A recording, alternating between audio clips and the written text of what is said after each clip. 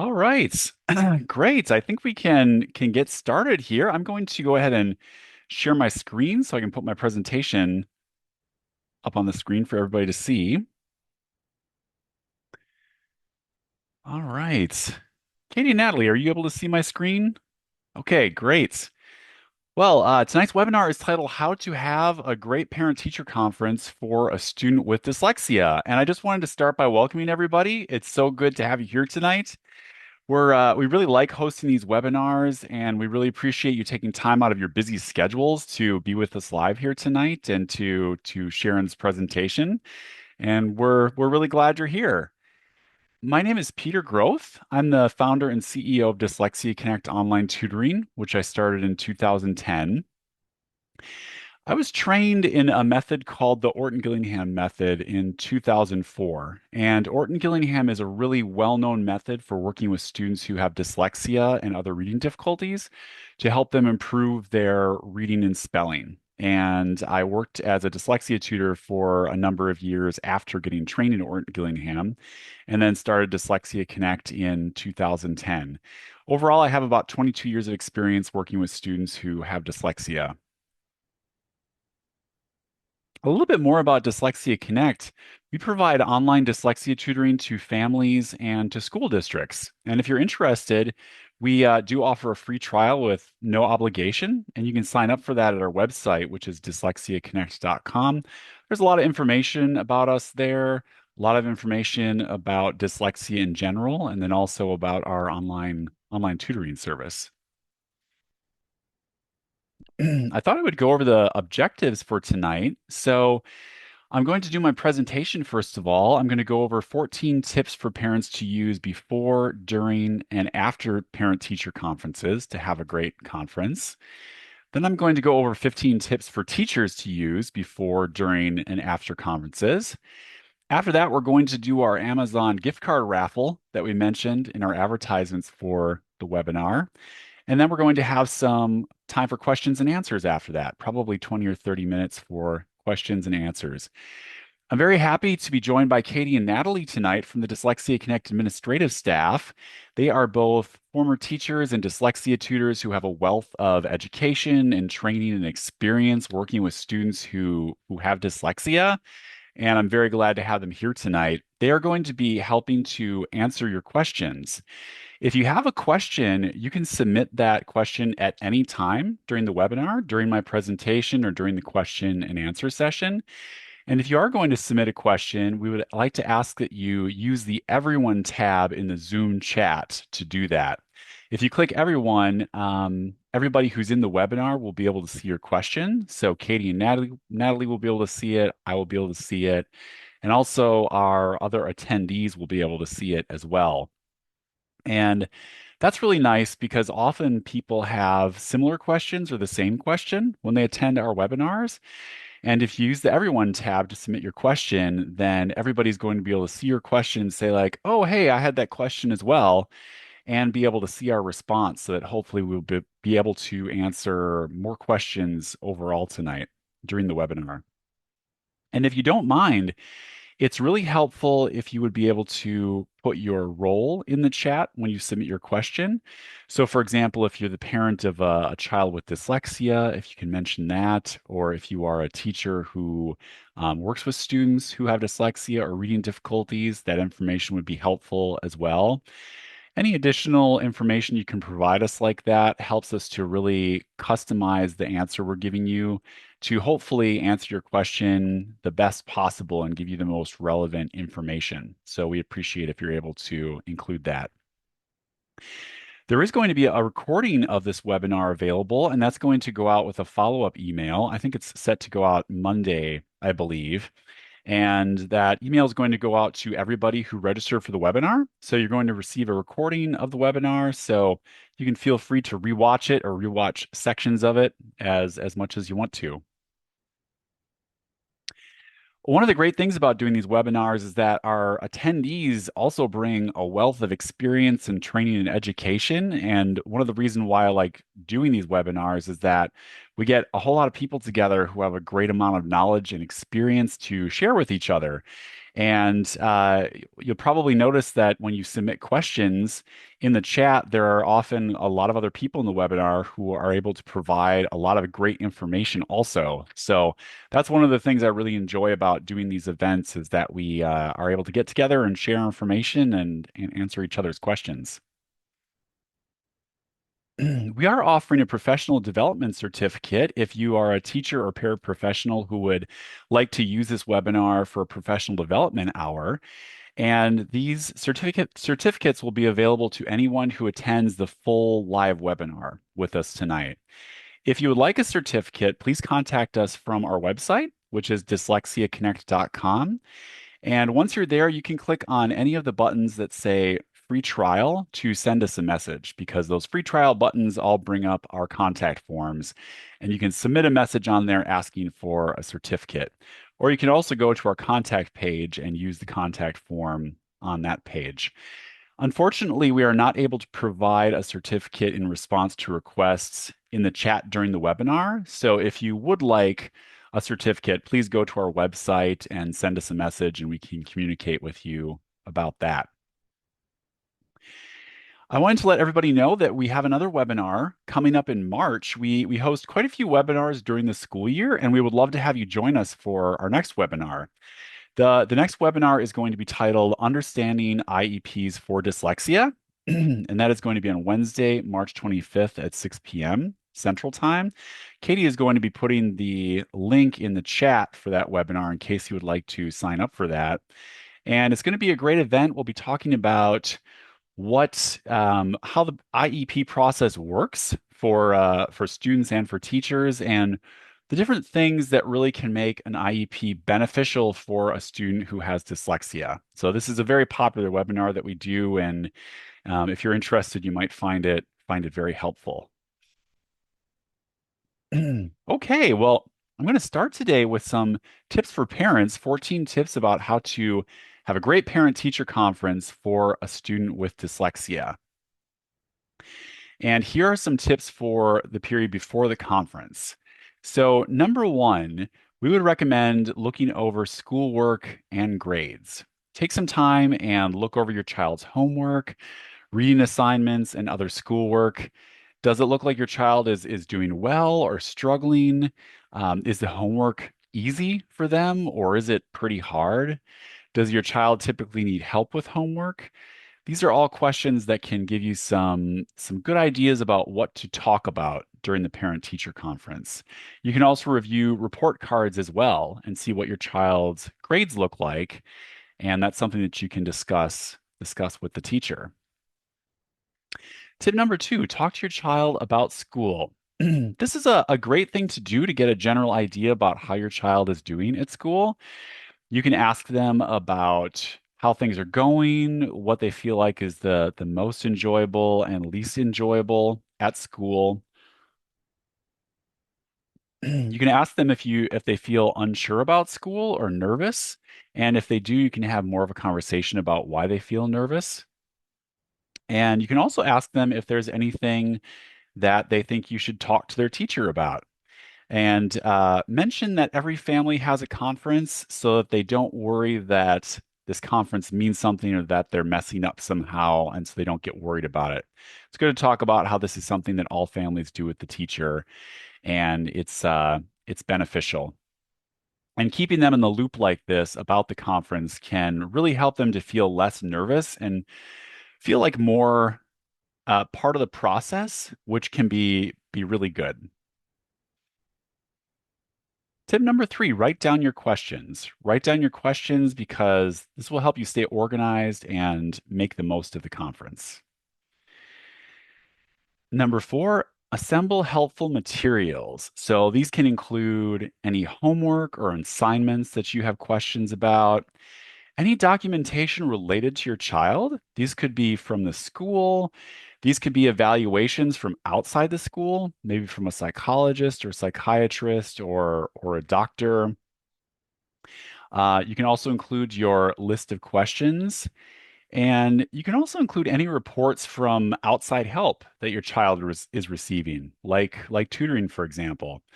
To give you an example of this, we provide progress updates to all the families that are in our tutoring program, and parents often find it useful to pass these progress updates on to teachers so that the teachers know exactly what the student is doing during tutoring and different things they've mastered during previous months, some things that they're still struggling with. That can be really good information.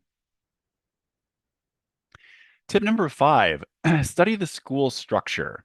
And this is really helpful because if you do this, you're going to know exactly who is responsible for what at the school. And also it'll give you a good idea about who you should ask to have attend the parent-teacher conference. There may be a school counselor who you would like to invite, or maybe a reading specialist. And if you know a little bit about the school structure, that's going to help you know who to contact when you have certain questions or who to invite to the conference so that you can have everybody there who has contact with your child who can be helpful. Tip number six, ask the most important questions first. Asking the most important questions first will ensure that you get to them since time is limited for conferences.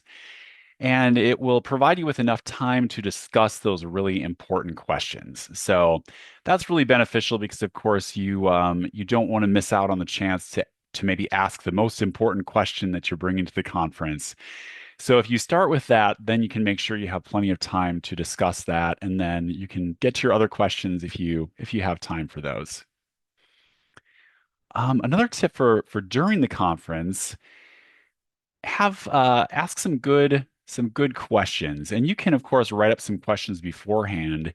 Here are some examples. You can ask how your child is doing academically, ask how they're doing with grades, assignments, ask them how they are completing work in class, if they're having trouble with that or if they're doing well. You can also ask how they are doing socially, if they are getting along well with their classmates or seem to be avoiding their classmates, if they have friends or don't have friends at school. You can also ask the teacher if they have any areas of concern that they would like to discuss with you. And you can also ask if your student needs to be evaluated. Parents do have the right to request an evaluation. So if you think that might be helpful, you can talk to the teacher about that. Tip number eight, discuss homework battles. This is something that parents of kids with dyslexia are often very familiar with, since it often takes a child with dyslexia longer to read material and longer to write responses. They are often resistant to getting started with homework because they feel very overwhelmed by it and it's exhausting for them. And they sometimes just feel very defeated when they are trying to do homework. And this sometimes results in parents really having to have a lot of battles with their child at night to get them to start homework, to continue doing it, to complete homework. And this is very understandable due to the nature of dyslexia. And if this is something that's going on with your child, you can maybe discuss this with the teacher and see if they have any advice about how to maybe make this situation improve, maybe to simplify homework a bit or to help your child be less overwhelmed when they have to do homework. Tip number nine, discuss any issues at home. You can discuss any family or emotional issues that you think may be affecting your student while they are at school. It can be beneficial for their teacher to know about these, and they may want to suggest that the student meet with a school counselor if they feel like that might be beneficial to them. Tip number 10, ask for clarification about confusing terms. There may be specialized words, terms, or acronyms that you are not familiar with that come up during the conference, and you should feel free to ask for clarification about these so that you can perfectly understand the discussion. The teaching, of course, like many professions and fields, has a lot of very specific vocabulary, and you can feel free to ask for clarification anytime something's put out there that you might not understand. Tip number 11, discuss accommodations. If your student has any school accommodations in place, the parent-teacher conference is a great time to discuss how they are working and if there are any issues with them. This can be really beneficial because you might find that your child is the teacher might mention that your child is really using a lot of accommodations really well, but there are certain ones they're not making use of.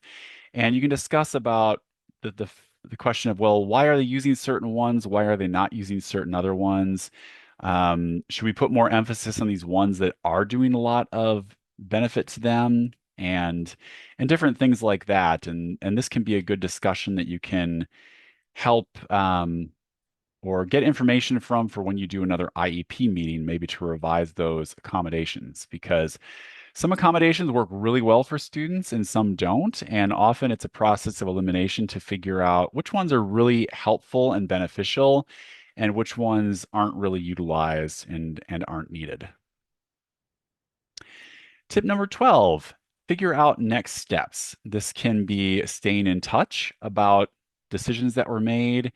It can be making contact about in-class help, maybe that has been decided that your child could use. It might be about following up about an evaluation or other school services that the school can provide to your child. Some tips for after the conference. So tip number 13, update your child. Talk to your child about the conference. It's really beneficial to share anything positive and any challenges that you and the teacher discussed. This will really make them feel like they're part of the process and involved, and will make them more invested in the process, which can be really beneficial.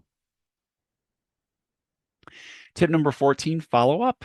You can follow up about any steps that were discussed during the conference.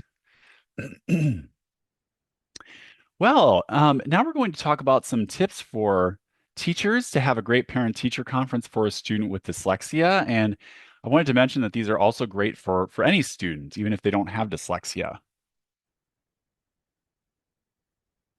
So, tip number one, research school policies. You can familiarize yourself with your schools or your school district's protocols on progress reports, report cards, grading, evaluation, and any other student assessment tools. The way that different schools do these things can sometimes vary a bit. And if you familiarize yourself with those, you're going to have a lot of good information going into the conferences. Tip number two, prepare your materials.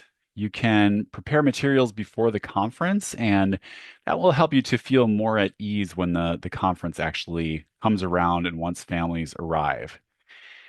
You can keep in mind which assessments will be shared and reported at conferences, and you can review student data, assignments, and assessments that you'll be sharing with the parents. You can also make a list of questions that you would like to ask parents about their child, and that way you'll have everything ready once the family arrives and the conference starts. Tip number three, discuss the student with other staff. So if the student works with any other specialists at the school or school counselors, it can be really helpful to check in with them and to get their take on things and information about their work with the student. So that could be reading interventionists, school counselors, or other specialists that work with the student. Tip number four, create a welcoming environment. You can make your classroom inviting by displaying students' work and making space for the conference with an adult-sized table and chairs, depending on which grade you teach. You can have paper and pens available so parents can take notes and different things like that. I used to substitute teach in an early childhood development classroom, and all the chairs were absolutely tiny. I'm about 6.5 feet tall, so it was, I think, kind of comical for the regular teachers there to see me trying to fit into the furniture in the classroom. So maybe that's part of the reason they invited me back a lot. It was good humor during the workday. I don't know. So adult-sized tables and chairs are always appreciated, especially if you're my height. Tip number five, start with the positives during the conference. It can be tempting to jump right into discussing challenges due to time constraints, but starting with the positives will help to set a great tone for the conference. Tip number six, use straightforward language. This will help parents understand exactly what you are saying, and you can also encourage them to ask questions if they are unsure of what a certain term means. And as I mentioned before, of course, in education, there are a lot of acronyms and a lot of very specific terminology that we use. And using straightforward language will just help everything to be clear during the conference and to help get everything across clearly. Tip number 7, discuss progress and growth. You can inform parents about their child's ability levels or grade levels in different content areas. You can also use work examples or testing results. Tip number 8, emphasize growth and not grades. This can help the conference stay positive and provide another perspective. This is really beneficial for kids who have dyslexia because discussing growth for that student may tell a very different story than the grades themselves. And I've seen a lot of examples of this where there might be a case where a student hasn't improved drastically in their grades, but in fact, they have had a lot of growth that's very obvious in a lot of different areas. And so focusing on that growth is going to be really encouraging to the parents and also to the student as well if they hear about the conference. You can talk about the different areas they've made progress in, even if it hasn't resulted in an increase in grades yet, even though it probably will eventually do that. Tip number 9, discuss standardized tests. You can give parents a heads up about standardized tests that will be used during the school year. Standardized tests do not tend to provide a good gauge on progress for students with dyslexia, and this is simply due to the nature of dyslexia. And if you're interested in more info about that, we actually have a video about this topic on the Dyslexia Connect YouTube channel about state testing and standardized testing for students with dyslexia. Tip number 10, discuss reading and spelling. If your student has dyslexia, of course, you probably are going to talk a lot about reading and spelling. And this might have to do with reading assignments, reading out loud, reading comprehension, spelling on assignments, and spelling tests. So you might want to hit those different areas to discuss those topics. Tip number 11, some resources for dyslexia information. If you're looking for information yourself or you'd like to provide the parents with some info about dyslexia, we have a lot of info about dyslexia on our website, dyslexiaconnect.com. And you can actually go to the homepage right here. And if you click on that little tab that says Guide to Dyslexia, that will take you onto a page that we have that has a lot of good information about dyslexia.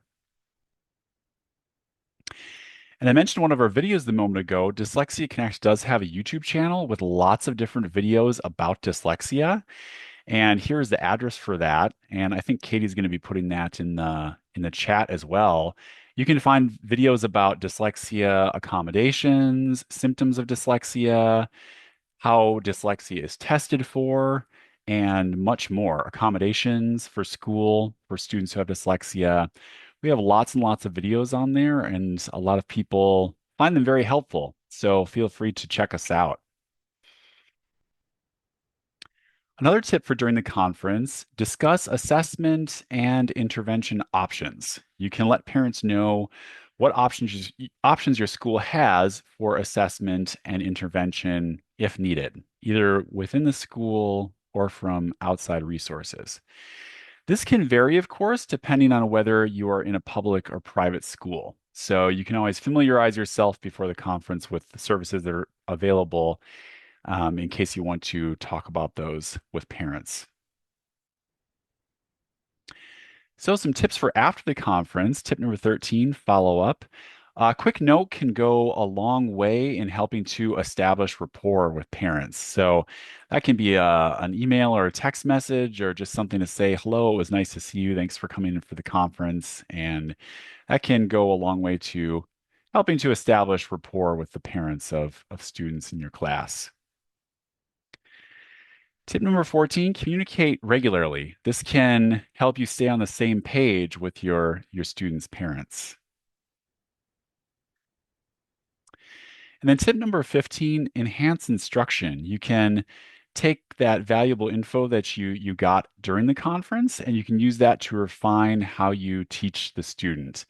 And this can be really useful sometimes because maybe you found out about certain personality aspects of a student or different ways that they learn well, and you can help to incorporate those in class time. All right, well, that wraps up the presentation, and now it's time for our raffle. Katie has entered the names of our attendees into a randomizer, and she's going to choose one name to receive the $50 Amazon gift card. And to claim the prize, we would like to ask that the winner respond in the chat box within 2 minutes to confirm they are present in the webinar tonight. If we don't receive confirmation in 2 minutes, then Katie is going to pick another name until we find somebody who does confirm within 2 minutes. So yeah, we'll get that started now, and Katie will put that name in the chat box. And then I wanted to mention, thank you everybody for attending tonight. We're going to get to our question and answer session in a moment. But I wanted to mention again, if you are interested in checking us out, you can find us at dyslexia.connect.com.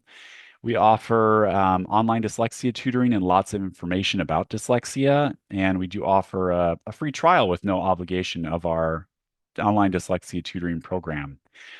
We also have a big presence on social media, and we would love to have you follow us on there. We are on Instagram and Facebook, and probably post on there 4 or 5 times a week with different information about dyslexia. We also post about upcoming webinars that we have. And so if you follow us on one of those social media channels, that'll be a good way to find out about future webinars that we have coming up. And then, of course, as I mentioned, the Dyslexia Connect YouTube channel has all kinds of really good videos about dyslexia. Okay, well, we can go ahead and get started with our question and answer session. So, Katie or Natalie, do we have any particular question we might want to start with and answer out loud?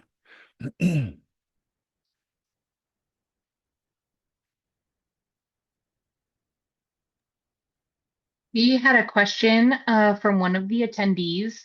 Their child really struggles with reading and math, and she was asking why it's so difficult to get a diagnosis of dyslexia. And she also feels like the teachers aren't as accommodating. So maybe what she could do to support her child during the school day. Yeah, that's a great question. So, as far as the difficulty of getting a diagnosis of dyslexia, it's a little bit challenging when you're researching that to figure out exactly what kind of testing you do to get a diagnosis. And to get a full diagnosis of dyslexia, that typically has to be done through a psychologist, doctor, or psychiatrist who specializes in learning issues. That's where an official diagnosis of dyslexia can come from. But beyond that, there are also various services that offer evaluations, and sometimes schools will offer evaluations for learning disabilities or learning challenges. But very often, you're not going to get an actual diagnosis of dyslexia from one of those. You may get something like a mention of a specific learning disability. And I'm probably going to let Katie and Natalie answer this since they have a lot of experience actually working in schools.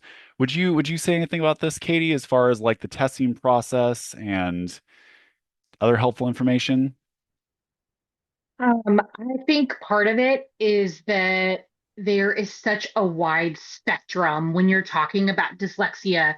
You can have Yeah. students who are not able to read at all, who maybe are in middle school, but then you might have a third grader who's reading more at a second grade level. So Yep. you've got this really wide range, and some schools and districts are concerned about taking all of those students on because each one has very different needs. I think the other piece of it is that dyslexia falls under that specific learning disability. And so a school or a district might diagnose your child with a specific learning disability, but they're not going to say dyslexia. They're Yeah. going to list it under that SLD category instead. Yep. Yeah. And that's a really good point about how different dyslexia can look in one student to the next. It reminds me of a lot of the students we work with in our program. It very much is the full range. We have some students come to the program who are not able to read at all. We have others who seem to be able to read decently, but make lots and lots of errors. And it turns out, well, they're reading largely by memory and just looking at words and reading them by memory rather than being able to actually read the words and sound them out phonetically. So there's a the spectrum of dyslexia is very, very big in fact, and has a lot of different degrees, and that's part of what can make that challenging. Yeah, would you have anything to add to that, Natalie? I would just add that you don't need an official diagnosis to receive instruction. I think what matters most is receiving the right kind of instruction. So, something that's explicit and structured. So, have a conversation with your child's teachers about that to see what type of instruction and help that your child is receiving. Yeah, that's a really good point. You don't need a diagnosis of dyslexia to get the right type of instruction for them. And some students with dyslexia get a diagnosis eventually of dyslexia. Some never get a diagnosis, but it's very clear that they do have dyslexia. And it's clear for that reason what kind of instruction is going to help them. And so, like Natalie was saying, we really recommend something that's very structured, phonics based, like the Orton-Gillingham method, for example, and methods in the Orton-Gillingham family that really follow science of reading principles and have a really, really long track record of working for students who have dyslexia. Yeah, do we have another question? Who should attend the parent teacher conference? Who would be helpful to have there if a child is struggling with reading? Yeah. That's a great question. So I would say, and I'll get Natalie and Katie in on this too, but I would say for sure, if there is a reading specialist or reading interventionist in the school, it'd be very beneficial to have them there because of course, if the student is being pulled out to work on reading, um, they're going to be able to give a lot of good information about what they're doing, what the approach is, how the student is doing in reading. So that would be very beneficial. Katie, would you have recommendations about who else to invite? Um, the reading specialist, if there is a dyslexia interventionist within your building, some states have that Yeah, additional support. And then I would say anybody that interacts in an instructional way with your child. So if your child sees one teacher for math and one teacher for reading, it would be helpful to have both of those teachers there. A lot of times, a reading interventionist might have up to 60 kids that they see in a given week.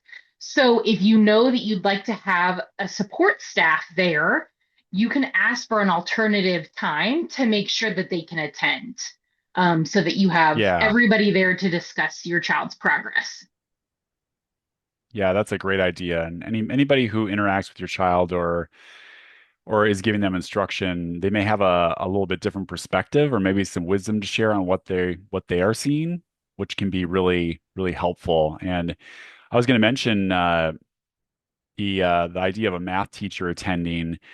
We've noticed that often dyslexia very much affects math and math ability. And one of the reasons for that is that a lot of curriculum are so word problem based these days that students with dyslexia often have a tough time reading those questions and figuring out exactly what the words in a word problem mean. And since words have such a specific meaning, that can be very difficult for them. So yeah, any teachers who are instructing the student, that can be beneficial to have them attend. Yeah. Do you have any other questions we might want to go over?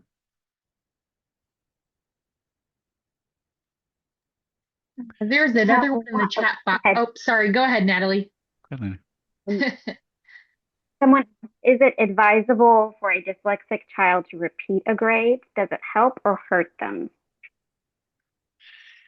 That's a really great question. And And often when I hear that question, one thing I advise is that um, it's not necessarily going to be very beneficial unless there is a change in instruction and how that student is being taught. So if they've been through a grade, for example, grade three, and they're really struggling with reading and spelling to the point where they want to hold them back and have them do that grade again, it'd be really important to ask about, well, are we going to do anything different with the instruction, or is instruction going to be exactly the same? Because if there's not going to be a change, then it's likely that the issues are still going to be there and the student's not going to make progress. So we sometimes say that with instruction for students with dyslexia, if the current method isn't working, typically more of the same is not going to work either. So yeah, that's usually advice I give. Would you say anything to that, Natalie?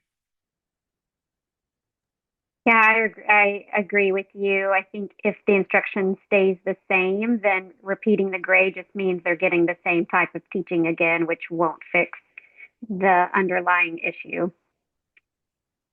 Yeah, that's a good point. Would you have anything to add to that, Katie? Think the other piece to think about is your child's social emotional well-being. A lot of times, as students go through school, they're in with a certain group. They have friends and relationships made within that group. And so, when you make the decision to hold them back, it is something that they're going to notice even when they're in kindergarten. And Yeah. it could create more challenges in other ways, especially if the instruction is not changing to support their reading that or their reading level that they need. Yeah. Yep. That's a great question. Yeah, thank you, Katie. Okay. Here's another good question, Peter. Um, Melissa is a teacher in a specialized school for dyslexic students, Okay. and she has a hard time managing parent expectations because parents think once their child starts OG, they should just take off. And they're anxious about their child falling even farther behind. How do you Yeah. manage this kind of expectation? That is an excellent question. It's a really So, good question. one thing that we find really beneficial is to just be very upfront with expectations and the pace of learning, and what we tend to see when students are doing Orton Gillingham. So, we like to mention to parents that we work with that Orton Gillingham is not a quick fix, and there is no quick fix for dyslexia and difficulties with reading and spelling caused by dyslexia. But having said that, Orton Gillingham totally works. Totally works. I was trained in it, as I mentioned, in 2004. Um, it has blown my mind over all these years how effective it is when it is properly used and used with consistency. It is amazing. I've seen students who literally could not read three-letter words be able to make tons of progress. It's really remarkable, but it does take time. And so I guess talking about a timeline can be really beneficial. Often when students enter our program, we'll mention to parents that typically, students are in Orton Gillingham tutoring for 1 to 3 years. That's very common kind of across the board for good dyslexia tutoring programs. And so it's not a quick fix, but it absolutely is going to work if you're committed to it and you can be there consistently. So I think that really helps to manage expectations. And another great thing to focus on is to take a look at the progress the student is making once they start making progress. Often students will start to make some progress after 3 or 4 weeks. And when you can focus on that stuff and say like, hey, they made a lot of progress in this and they're doing well with these sounds now and they mastered these phonetic sounds. Focusing on progress like that rather than are they at grade level or are they not at grade level is way more beneficial because there is there's often lots of visible progress, even if it's not the big jumps that people are sometimes looking for. So I would say focusing on that and just um, telling stories about other students you've worked with and the results you've seen is really great because I think anybody who's trained in OG and has used it for a number of years, they've really seen some remarkable stories of students making progress, and that can be encouraging to parents. Would you add anything to that, Katie? Think I've mentioned this before in our previous webinars. I once had a speech language pathologist explain that a student's development is much like a baby or a toddler. So if you're Yeah. working on all these skills, you're working on letter sounds, you're working on blending, you're working on fluency, they're not going to make growth in every category at the same time. Yep. So we've got to focus on the progress that they are making in the spots and share that with parents. And so Yeah. as the parents kind of stick with it and see these small little gains, they build up. And that's how I explain it to parents. They've got to just stick with it. And it might take some time, but that time and effort is worth it. Yeah. Yeah, absolutely. And one of the great things is once you start seeing those little gains, it's very, very encouraging for parents and it helps them realize, hey, this is really working. This is really working. And also, it's tremendously encouraging to students. When students start to see that progress, they often become so much more committed to the process and committed to doing that instruction because they're like, hey, this is actually working. I'm really, I'm really doing something here and I'm making some progress. And so they become really encouraged and dedicated to the process. Yeah, let's see if we have some other questions we want to answer.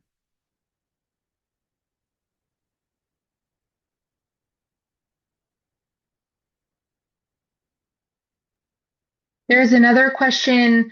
What would you recommend to provide support to a student that gets denied for testing to identify specific needs? I would assume the person is asking about reading. If they don't get to continue with their testing and get evaluated, what would Yeah. you do next? Yeah. That's that's a really good question. And that can be really challenging because a lot of students with dyslexia fall into this category where they are struggling in school, but they're not struggling enough to qualify for additional services. And I would say in that situation, one good place to start is to look and see if there's any additional help they can get without an IEP or a 504 in place, for example. Sometimes there might be services that are available that would help, even if they're not under an IEP or aren't given after official testing. So that's one good thing to look into. You can talk to your school administrators or teachers to see if there might be anything like that. Also, of course, outside help is always available. So you can seek out help outside of school. And that's often really, really beneficial to students to be working with a dyslexia tutor, for example, or a teacher outside of school to get additional help. Would you have advice for that, Katie, in that situation? I like what you shared, Peter. I think the other piece of it is if you plan on changing the instruction for the student, I would do some type of skill inventory where you look at all of their reading skills. Take a look at what letters they Yeah. know, what they're able to identify, what letters they write correctly or incorrectly in terms of letter formation, and start with the most foundational pieces and then move to more advanced skills. Once you know they can do these Yep. things, then move on to the next set so that you're slowly kind of progressing them through the scope and sequence of what OG might be for them. Yeah. Yep. Exactly. And one of the fundamental parts of Orton Gillingham is teaching for mastery. So it's very, very fundamental that skills are mastered before new skills are introduced. And that can the timeline for that can vary. Sometimes a student masters a skill fairly quickly. Sometimes it takes a long time, but by really building that foundation, they're going to be able to make substantial progress and noticeable progress as they go along to next steps. Yeah, let's see.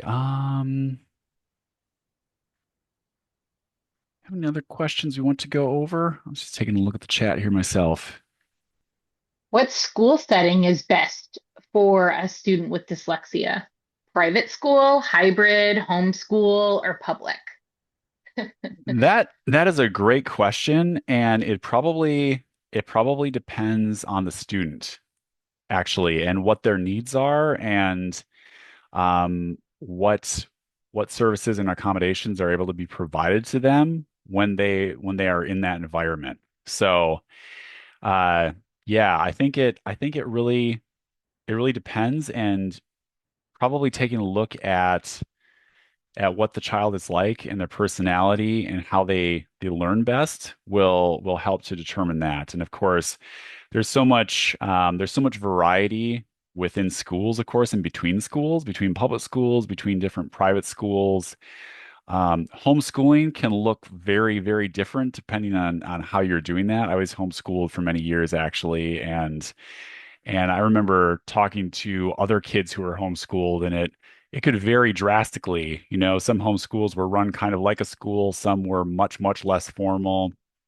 It kind of depended. So I would say just take a look at the student and see what their needs are and how they can get those needs met. And if you determine, well, they really need a lot of additional reading instruction and something with a really structured phonics-based method, you could ask, well, how are they going to get that? Where can they get that? And maybe start making some decisions based on that. Um, do you have anything to say about that, Natalie, as far as school choices or environment? I agree with you that it really depends on the child and what is available at the schools. Yeah. Here, where I live in Arkansas, the schools have reading specialists. So a child would be getting services there. Some of the private schools here offer that too, but not all of them. And then with homeschool, you have some different options, hiring a private tutor, but I think it would really depend on the child. Yeah. Yep, definitely. Do you have anything to add to that, Katie? I would take a look at personally, if my child had dyslexia, I would take a look at the school districts and compare the different curriculums and the instructional methods being used. Because even within a school, you can have teachers, different grade level teachers using drastically different materials. So, Yeah. kind of taking a look at the overall picture of your options, and then, as Peter said, taking a look at your child to figure out what needs to be targeted the most or what's the most important to you and your family. Yep. Yeah, that's a really, really great place to start. Um, let's see, Charlotte asked, can a school accommodate a student who has been given a diagnosis to do comprehension testing orally? My second grader is being given every comprehension test once a week as a cold read. Yeah, so that is, I think that is something that you could request that. It might need to be put into an IEP or 504 if that's put together. Would you say that, Katie, that that's something that often needs to be put in the documentation for a student? Yes, typically, if a passage needs to be read aloud, it needs to be added in as an accommodation on a 504 or an IEP. The other piece of that is some districts will not allow, once your child starts state testing, which typically starts in third grade, that might have changed since I've been out of the public school system. Those passages cannot be read aloud to your child. So if you start reading all of the passages aloud now, and then all of a sudden you stop, your child doesn't have exposure to that. Even though it's stressful and hard right now, they may get used to always having the passage read. The other piece of it, I would actually ask the school teacher if maybe someone could partner read with your child, maybe half and half, or even shorten the passage and do less comprehension questions. If that's an option, that would be my suggestion. Yeah, yeah, to make those assignments less overwhelming. That's a great suggestion. Yeah, this kind of reminds me about some of the discussions we've had about accommodations and what happens when standardized testing comes around, of course, because sometimes a student will have accommodations or modifications for certain things like tests being read out loud, comprehension sections being read out loud, but then when standardized testing comes, those combinations may be allowed or may not be allowed on the test. And so it's just a matter of determining what is available and what's not. Let's see. Okay. Gonna see if we have any other questions that we want to address here.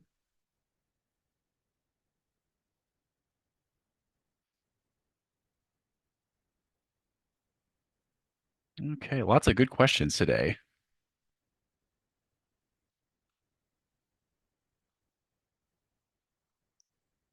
Okay.